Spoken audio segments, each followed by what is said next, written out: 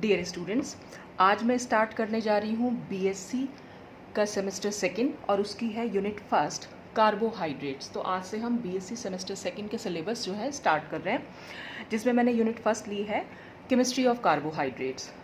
तो सबसे पहले हम ये देखेंगे कि आखिर ये कार्बोहाइड्रेट्स होते क्या हैं। जैसा कि नाम से ही कुछ क्लियर हो रहा है, कार्बोहाइड्रेट्स मीन्स कार्बन होगा और हाइड्रेट्स, यानी कार्बन के हाइड्रेट्स जो होते हैं उनको हम कार्बोहाइड्रेट्स बोलते हैं। और आपने ये कार्बोहाइड्रेट्स अपनी जनरल लाइफ में भी देखे होंगे। कौन कौन से सब्सटेंस इसमें हम इंक्लूड कर सकते हैं? Carbohydrates include well known substances such as sugars, starch and cellulose. तो आपने देखा भी होगा कि जितनी शुगर्स हैं या स्टार्च हैं या सेल्यूलोज हैं, ये सारे के सारे कहलाते हैं हमारे कार्बोहाइड्रेट्स। ठीक है, these are composed mainly of carbon, hydrogen and oxygen. तो कार्बोहाइड्रेट्स जो होते हैं वो मेनली कार्बन, हाइड्रोजन और ऑक्सीजन से मिलकर बने हुए होते हैं। और इनमें क्या होता है, mainly hydrogen and oxygen are present in the ratio of 2:1 as in H2O। इसका क्या मतलब हुआ कि कार्बोहाइड्रेट्स में जो हाइड्रोजन और ऑक्सीजन है वो हमेशा 2:1 के रेशो में होगा, यानी हाइड्रोजन के 2 पार्ट्स होंगे तो ऑक्सीजन का 1 पार्ट, यानी जैसे वाटर में होता है H2O जैसे होता है, बिल्कुल उसी तरह से हर कार्बोहाइड्रेट, ज़्यादातर कार्बोहाइड्रेट्स में आपको ये देखने को मिलेगा। तो there general formula is CnH2O(M). तो ये जनरल फार्मूला इनका हम इस तरह से लिख सकते हैं, N या M कोई भी नंबर हो सकता है। ठीक, जैसे फॉर एग्जांपल अगर हम ले ग्लूकोज और फ्रक्टोज, तो ग्लूकोज और फ्रक्टोज का फार्मूला हम क्या लिखते हैं, C6H12O6।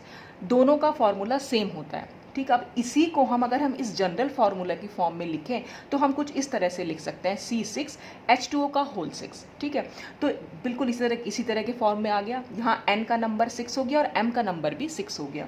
जैसे सुक्रोज है जो चीनी होती है हमारी, C12H22O11।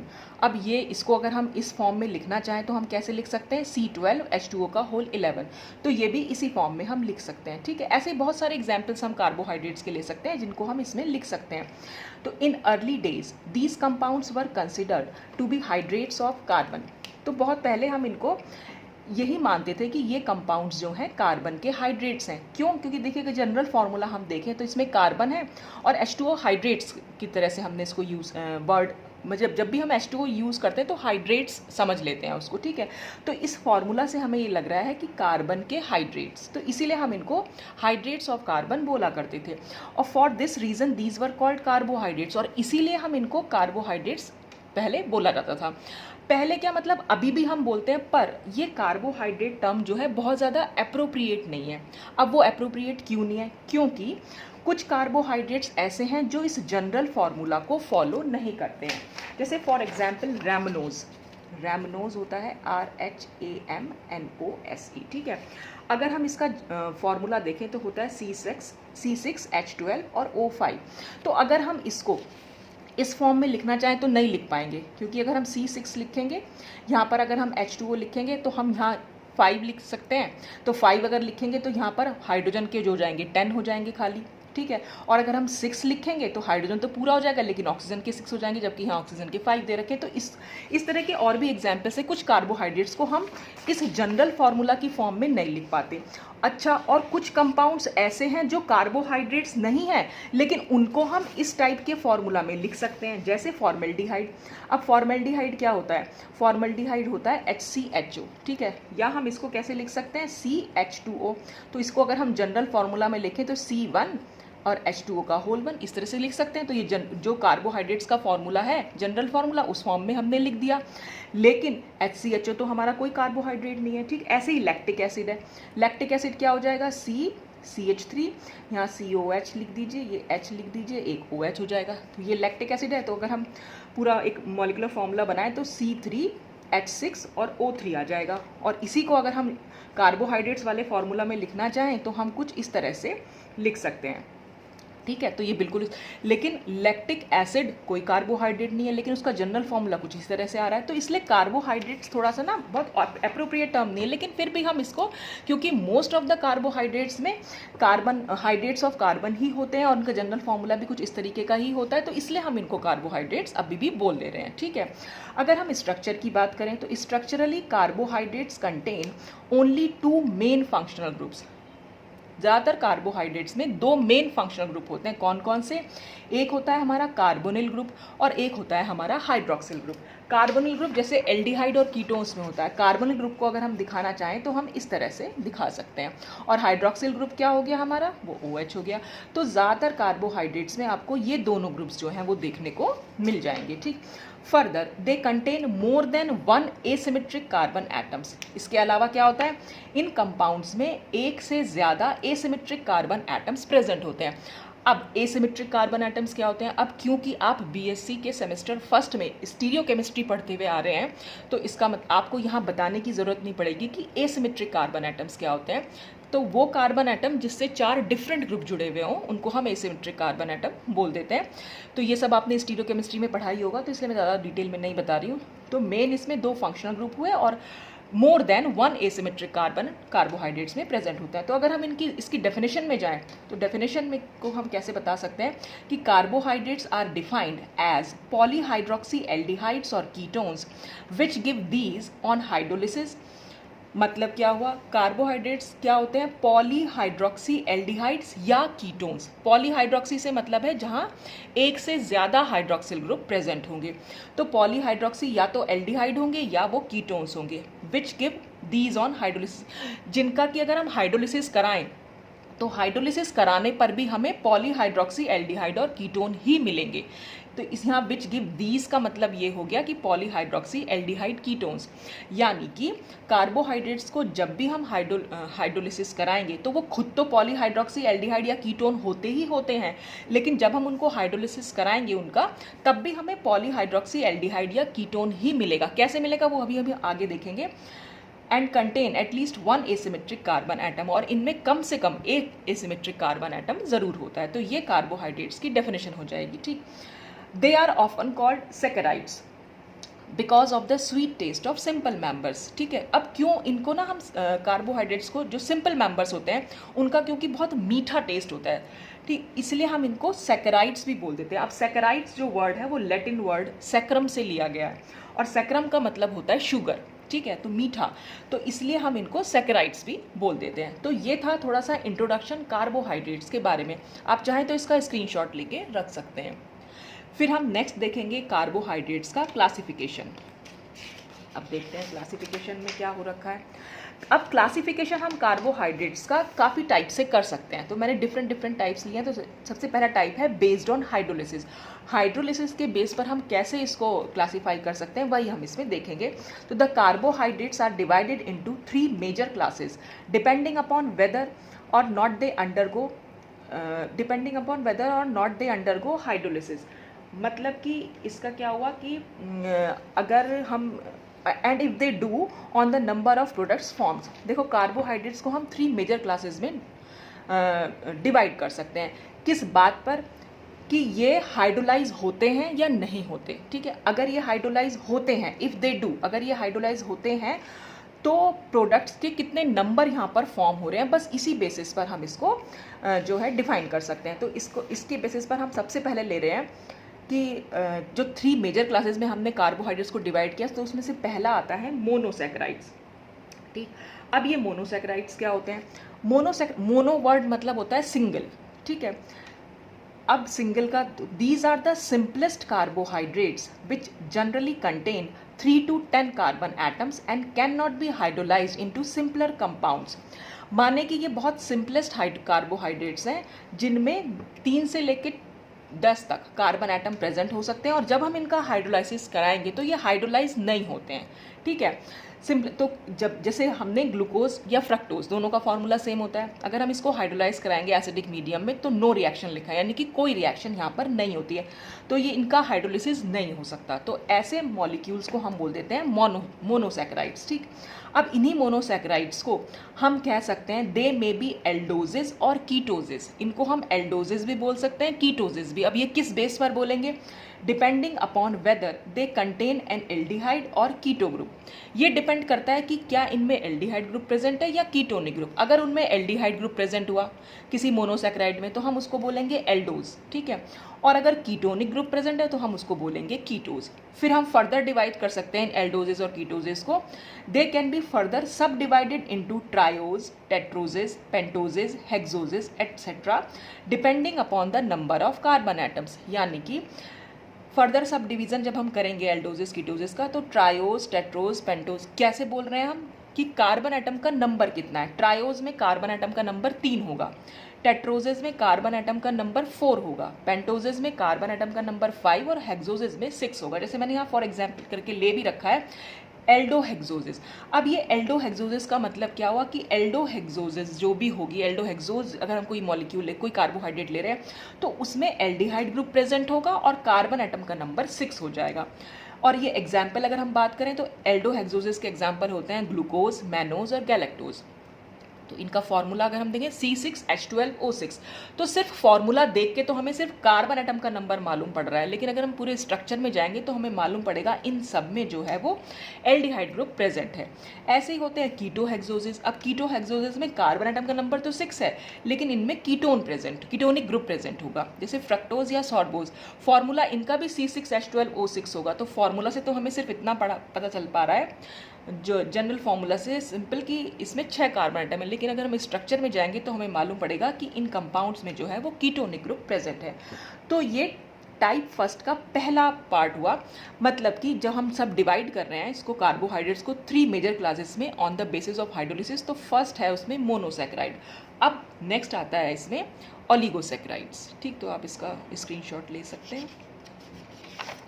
अब ये आता है वर्ड ओलिगोसैकेराइड। अब ये ओलिगो का क्या मतलब है? ओलिगो एक ग्रीक वर्ड है, इसका मतलब होता है फ्यू, मतलब बहुत कम, ठीक है। तो these are the carbohydrates which can be hydrolysed into a few monosaccharide molecules. यानी कि जब हम इन ओलिगोसैकेराइड्स को हाइड्रोलाइज कराएंगे तो हमें कुछ मोनोसैकेराइड के मॉलिक्यूल मिलते हैं एज अ प्रोडक्ट, ठीक है। अब वो कितने मोनोसैकेराइड के मॉलिक्यूल मिलते हैं उसी बेसिस पर इनको फर्दर सब डिवाइड हमने, मतलब उनका नाम इस तरह से हम लिख सकते हैं।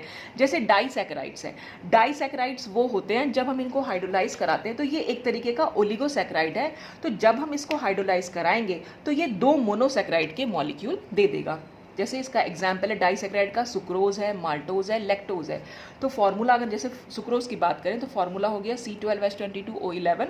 फिर हमने इसको हाइड्रोलिसिस कराई तो हाइड्रोलिसिस कराने पर हमें ग्लूकोज मिल गया और फ्रक्टोज मिल जाता है। तो ये दोनों ही क्योंकि मोनोसैकेराइड हैं तो ये 2 मॉलिक्यूल्स इसने मोनोसैकेराइड के दिए, इसलिए हम इसके लिए वर्ड यूज कर सकते हैं कि ये एक डाइसैकेराइड है। ऐसे ही आता है ट्राइसैकेराइड। तो जैसा नाम से लग रहा है ट्राई मतलब 3, यानी कि जब हम इसको हाइड्रोलाइज कराएंगे तो हमें 3 मॉलिक्यूल मोनोसैकेराइड के मिलेंगे, जैसा कि हमें देखने को मिल रहा है। एग्जाम्पल है इसका रेफिनोज। तो रेफिनोज का फॉर्मूला होता है ये। तो यहाँ पर 2 मोल्स ऑफ H2O यूज़ करेंगे और जब इनको हाइड्रोलाइज कराते हैं तो हमें ग्लूकोज मिलता है, फ्रक्टोज मिलता है और गैलेक्टोज मिलता है, और तीनों का फॉर्मूला सेम है C6H12O6। वो सिर्फ हम जब स्ट्रक्चर देखते हैं तब हम डिफ्रेंशिएट कर पाते हैं, वो भी हम आगे मैं आपको सिखाऊंगी कैसे हम पहचान सकते हैं कौन सा ग्लूकोज, फ्रक्टोज या गैलेक्टोज है। तो यहाँ पर आपको देखना है कि यहाँ पर 3 मोल्स मिले हैं हमें मोनोसैकेराइड के, इसलिए रेफिनोज जो है वो एक ट्राइसैकेराइड हो गया। ऐसे ही है टेट्रासैकेराइड। टेट्रासैकेराइड जैसा कि नाम से लग रहा है ये हमें 4 मॉलिक्यूल्स ऑफ मोनोसैकेराइड देगा। जैसे इसमें एग्जाम्पल है स्टेचायोज का। अब इसको जब हम हाइड्रोलाइज कराएंगे तो हमें ग्लूकोज का 1 मोल मिलेगा, फ्रक्टोज का 1 मोल मिलेगा, लेकिन गैलेक्टोज की 2 मोल मिलेंगे। तो टोटल हमें कितने मिल जाते हैं? 4 मॉलिक्यूल्स मिल जाते हैं मोनोसैकेराइड्स के। तो ये सब थे ओलिगोसैकेराइड, जो जब हाइड्रोलिसिस कराते हैं तो वो कुछ मॉलिक्यूल्स जो देते हैं वो मोनोसैकेराइड के देते हैं। अब नंबर 3 आता है पॉलीसैकेराइड। पॉली जैसे नाम से लग रहा है बहुत सारे, ठीक है। तो these are the carbohydrates which can be hydrolysed into a large number of monosaccharide molecules.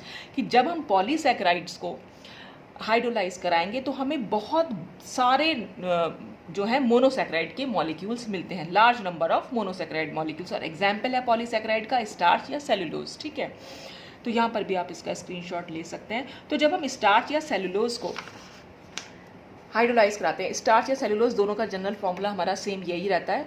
और जब हम N का मतलब यहाँ पर हमने बहुत सारे मॉलिक्यूल वाटर के लिए हैं, और N कि इसके आगे लिखा हुआ इसका हम मतलब हमें बहुत सारे जो हैं ग्लूकोज के मॉलिक्यूल्स यहाँ पर मिल गए हैं, ठीक। तो जब ये हमारा पॉलीसैकेराइड हुआ, क्यों? क्योंकि जब हमने इसको हाइड्रोलाइज कराया तो हमें large number of monosaccharide, glucose एक मोनोसैकेराइड है, तो इतने सारे हमें मोनोसैकेराइड यहाँ पर मिलते हैं। पॉलीसैकेराइड को हम फर्दर क्लासीफाई कर सकते हैं, आर क्लासिफाइड एज होमोपॉलीसैकेराइड और heteropolysaccharide depending upon whether they give only one kind और more than one kind of monosaccharide units on hydrolysis.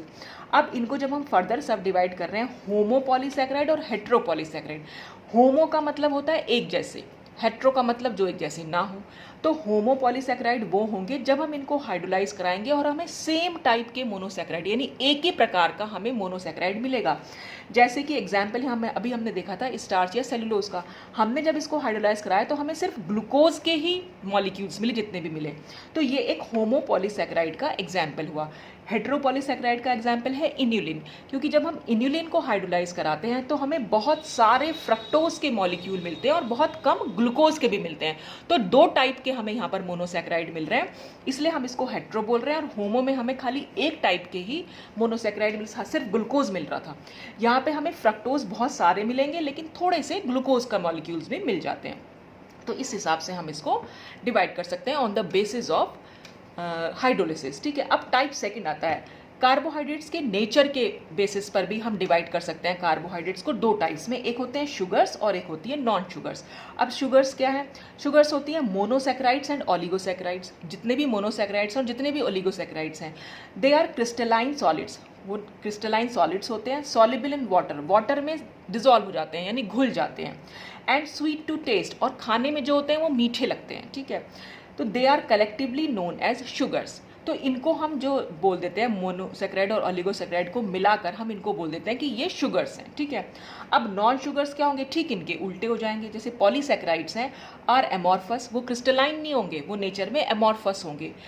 Insoluble in water, ये वाटर में सॉल्युबल होते हैं लेकिन ये वाटर में इनसॉल्युबल यानी घुलेंगे नहीं। और ये होते हैं टेस्टलेस, ये होते हैं मीठे, ये होते हैं टेस्टलेस। अब क्योंकि ये टेस्टलेस है इसलिए हम इनको नॉन शुगर्स बोल देते हैं। तो नेचर के बेसिस पर भी हम इनको दो टाइप में डिवाइड कर सकते हैं, ठीक। अब टाइप थर्ड आता है, कार्बोहाइड्रेट्स के रिड्यूसिंग नेचर के बेसिस पर भी हम उसे दो टाइप से डिवाइड कर सकते हैं on the basis of reducing nature. एक होती है रिड्यूसिंग शुगर्स, एक होती है नॉन रिड्यूसिंग शुगर्स। इनके बारे में डिटेल में हम अभी आगे पढ़ेंगे। तो all those carbohydrates which have the ability to reduce Fehling solutions and Tollens reagent are referred to as reducing sugars। देखिए Fehling solution और Tollens reagent ये सब क्या होते हैं, ये सब हम ये आगे रिएक्शंस में पढ़ने वाले हैं। तो जो भी कार्बोहाइड्रेट्स फेलिंग सोल्यूशन और टॉलेंस रिएजेंट को रिड्यूस कर देते हैं उनको हम बोल देते हैं रिड्यूसिंग शुगर। अब ये उन्हें क्यों रिड्यूस करते हैं इसका रीज़न भी हम आगे रिएक्शंस में देखेंगे। तो बस इनको रिड्यूस जो कर देंगे उनको हम बोलेंगे रिड्यूसिंग शुगर्स।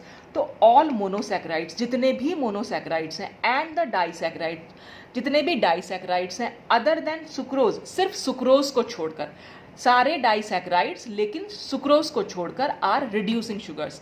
सुक्रोज जो होता है वो नॉन रिड्यूसिंग शुगर होता है। वो क्यों होता है वो भी हम आगे रीजन में पढ़ लेंगे, ठीक है। तो रिड्यूसिंग शुगर का मतलब हुआ जो भी इन दोनों सोल्यूशंस को रिड्यूस कर दे, और नॉन रिड्यूसिंग शुगर्स क्या हुए, जो इन सोल्यूशंस को रिड्यूस ना कर पाए। ऑल पॉलीसैकेराइड, जितने भी पॉलीसैकेराइड्स हैं वो सब नॉन रिड्यूसिंग शुगर हैं, और इसके अलावा हमारा सुक्रोज जो डाइसैकेराइड है वो भी नॉन रिड्यूसिंग शुगर है, because these can not reduce a Fehling solution और अ टॉलेंस रिएजेंट।